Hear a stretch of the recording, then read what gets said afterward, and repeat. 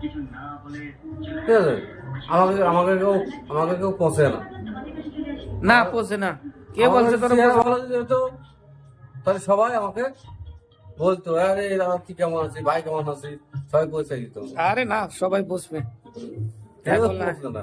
না, তো এক নম্বর মাল একটা। তা মদ কটা খালি? মদ ওই যে দুটো খেলাম। দুটো খেলে কিরম টেস্ট লাগে? মদ দুটো খেলাম। মদ, পেয়ারা এখনো পড়ে আছে, মাছ পড়ে আছে এখনো। আচ্ছা তাহলে মদটা কি মধু লাগে না কিরকম লাগে? মধুর মতন না, মুখে দিলে মনে হচ্ছে ও অমৃত খাচ্ছ।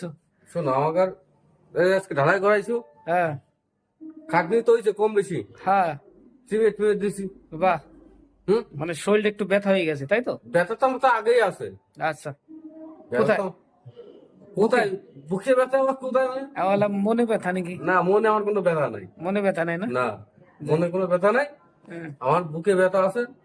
কালি দিবঙ্করে বলবো যে চলো ডাক্তারের কাছে নিয়ে যাচ্ছে। ডাক্তারের কাছে না গেলে? না গেলে তারা দিবঙ্কর দেখবো। মরে গেলে এখানে পুরাই দেবো, অসুবিধা নেই, আমরা আছি, লাকড়ি আছে। তোমাকে কোনো দরকার নেই, ওই যে ওখানে শুয়ে পারবো, ঠিক আছে, সামনে তো শ্মশান আছে, হ্যাঁ বিজি বাড়ি শ্মশান। হ্যাঁ, তাই আমরাই তো নিয়ে যাবো না?